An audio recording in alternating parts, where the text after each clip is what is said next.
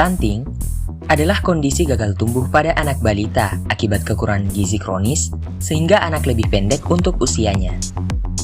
Wasting atau kurus merupakan masalah gizi yang sifatnya akut, sebagai akibat dari peristiwa yang terjadi dalam waktu yang tidak lama seperti kekurangan asupan makanan.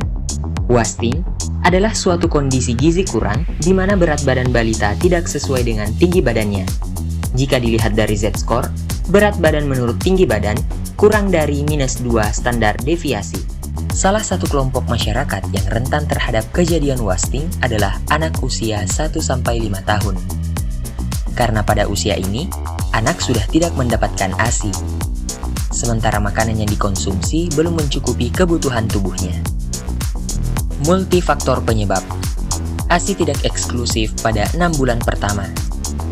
Status ekonomi keluarga yang rendah, kelahiran prematur, panjang badan baru lahir yang pendek, ibu yang pendek, tingkat pendidikan orang tua rendah, anak yang tinggal di daerah miskin perkotaan dan di daerah pedesaan, kurangnya akses ke air bersih dan sanitasi, masih kurangnya akses rumah tangga atau keluarga pada makanan bergizi, praktek pengasuhan yang kurang baik, dan masih terbatasnya layanan kesehatan termasuk layanan ANC, antenatal care atau pelayanan kesehatan untuk ibu selama masa kehamilan, postnatal care, dan pembelajaran dini yang berkualitas.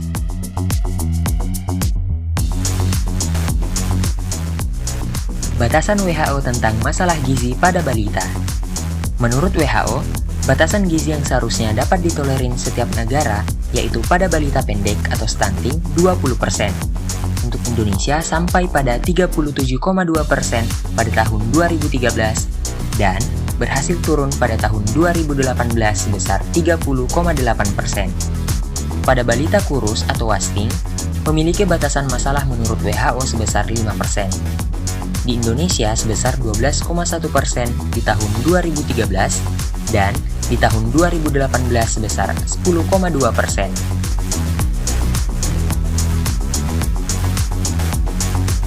Data dari WHO tahun 2016, 3 dari 10 anak di bawah usia 5 tahun menderita stunting.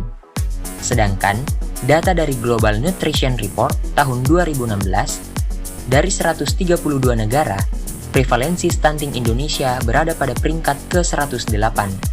Sedangkan di kawasan Asia Tenggara, prevalensi stunting Indonesia tertinggi kedua setelah Kamboja.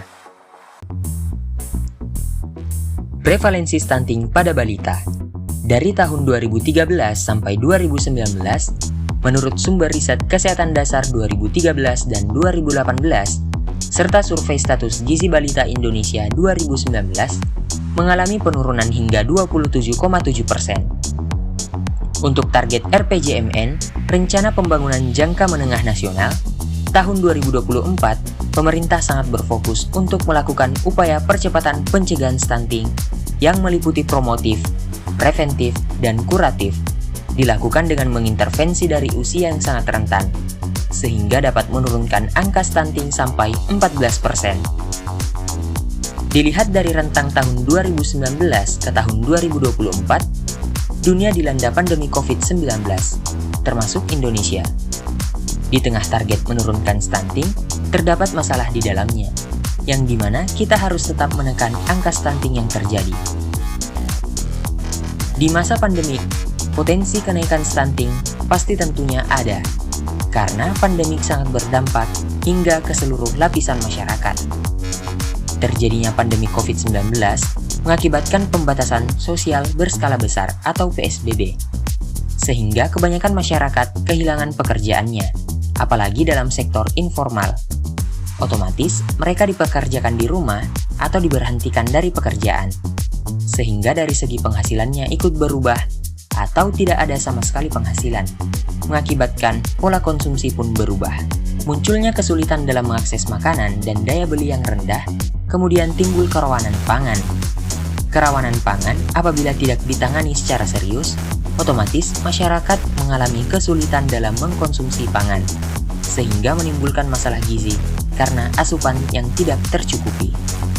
Jadi, pandemi COVID-19 berisiko meningkatkan masalah gizi yang ada, sehingga target RPJMN yang telah direncanakan akan turun sampai 14% menjadi terhambat.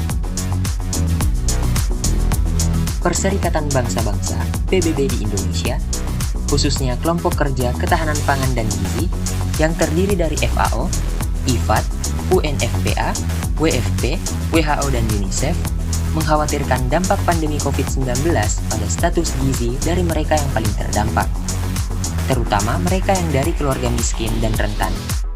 Pada awal krisis, diperkirakan 2 juta anak balita di Indonesia mengalami wasting atau gizi kurang, 7 juta anak stunting atau kerdil, dan 2 juta lainnya kelebihan berat badan. Sementara 2,6 juta ibu hamil menderita anemia. Pencegahan dan penanggulangan. Pencegahan penularan penyakit, pelayanan konseling dan edukasi gizi, pelayanan gizi ibu hamil, meliputi pemberian TTD ibu hamil dan pemberian makanan tambahan ibu hamil. Pelayanan gizi balita, meliputi promosi dan konseling pemberian makan bayi dan anak 16, pemberian makanan tambahan balita gizi kurang, penanganan gizi buruk pada balita, pemberian kapsul vitamin A, serta pemantauan pertumbuhan di posyandu.